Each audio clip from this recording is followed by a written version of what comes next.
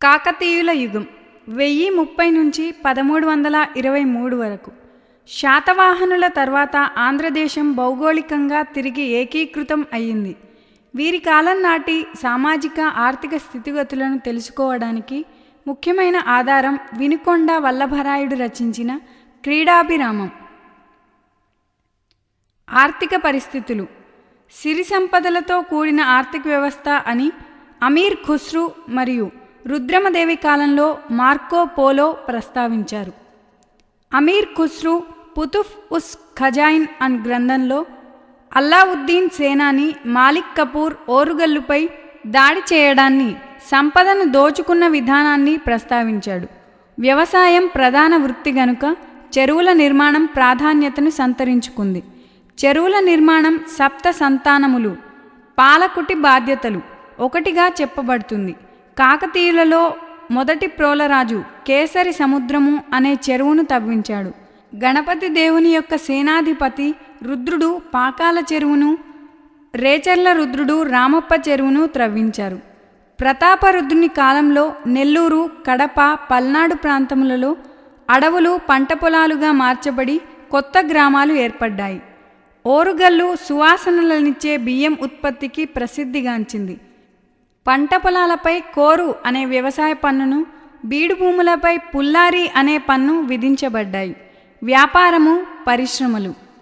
Marco polo ప్రకారం మైసోలియా లేదా మచిలీపట్నం నూలు వస్త్రాలకు ప్రసిద్ధిగాంచింది. మహారాజులు సైతం గర్వించదగ్గ వస్త్రాలు తయారు అవుతున్నాయని మార్కో పోలో ప్రస్తావించాడు. ఓరుగల్లులో రత్న కంబళ్ళు, తివాచీలు, ముఖమల్ వస్త్రాలు తయారు చేయబడ్డాయి. పల్నాటి సీమ మరియు గుత్తి ఇనుము పరిశ్రమకు ప్రసిద్ధిగాంచాయి. త్రిపురాంతకంలో ఉన్న పంచలోహ స్తంభాన్ని పల్నాటి బ్రహ్మనాయుడు ప్రతిష్ఠించినట్లు పల్నాటి వీరచరిత్ర తెలుపుతోంది. నిర్మల్లో తయారైన కత్తులు డెమాస్కస్కు ఎగుమతి చేయబడ్డాయి. గోల్కొండలో వజ్రాల గనులు ఉన్నట్లు మార్కో పోలో తెలియజేశాడు.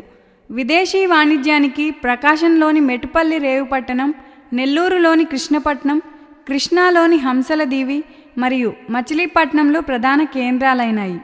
వాణిజ్య సామాగ్రిలో భూసీ భాండము అనగా ధాన్యములు, కొలభాండము అనగా ఆవాలు, మిరియాలు, నూనెలు, మణిభాండము అనగా ముత్యాలు, పగడాలు మిగిలిన వస్తువులని వర్గీకరించబడ్డాయి.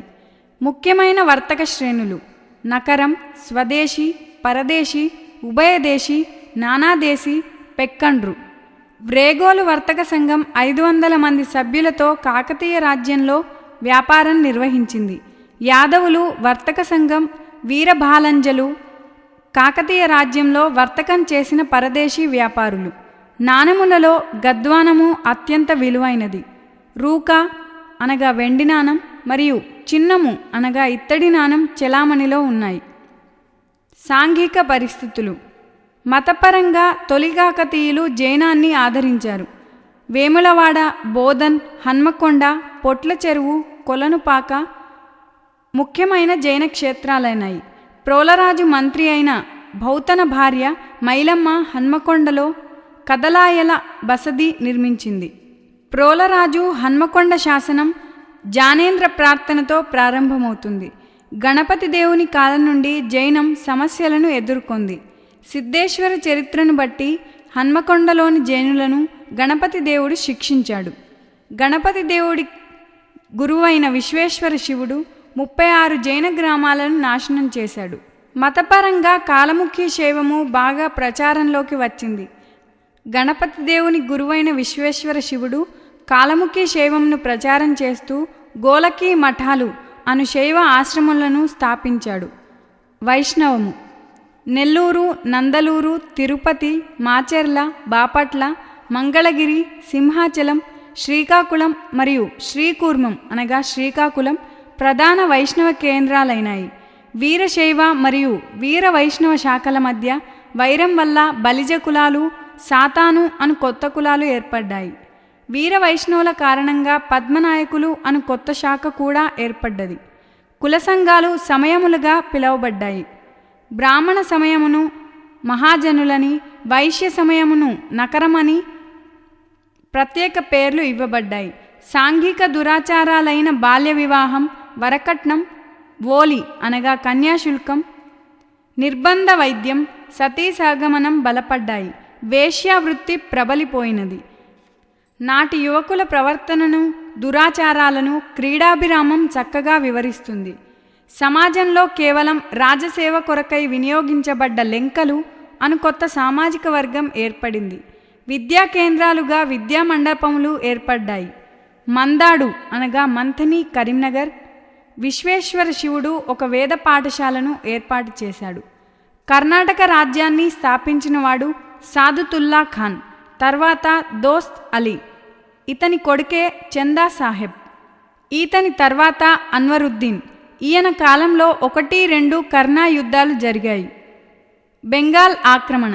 బెంగాల్ రాజ్య స్థాపకుడు ముర్షిద్ కులీ ఖాన్, అతని తర్వాత అలీ వర్ది ఖాన్, తర్వాత సిరాజుద్దౌలా.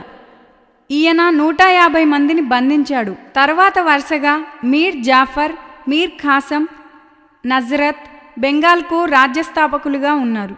బెంగాల్లో రాజ్యం స్థాపించింది ముర్షిద్ కులీ ఖాన్. ఆ తర్వాత షుజావుద్దీన్, సర్ఫ్ రాజ్ ఖాన్, అలీ వర్ది ఖాన్లు ఇతని తర్వాత నవాబులుగా పనిచేశారు. భాషా సాహిత్యం. సంస్కృతంలో శాసనములు విస్తృతంగా లెక్కించబడ్డాయి. పాకాల శాసన రచయిత అయిన కవిచక్రవర్తి గణపతి దేవుని ఆస్థాన కవి. కాకతీయ రుద్రుడు స్వయంగా నీతిసారంను సంస్కృతం మరియు తెలుగులోనూ రచించాడు. ప్రతాపరుద్రుని ఆస్థాన కవి అయిన అగస్త్యుడు బాలభారతం మరియు సంకీర్తి కౌముది అను ఖండకావ్యాలు రచించాడు. నాటి కవులలోకెల్లా అగ్రగణ్యుడు ప్రతాపరుద్రుని కొలువుకు చెందిన విద్యానాథుడు. ప్రతాపరుద్ర యశ్వభూషణం అను అలంకార గ్రంథాన్ని రచించాడు.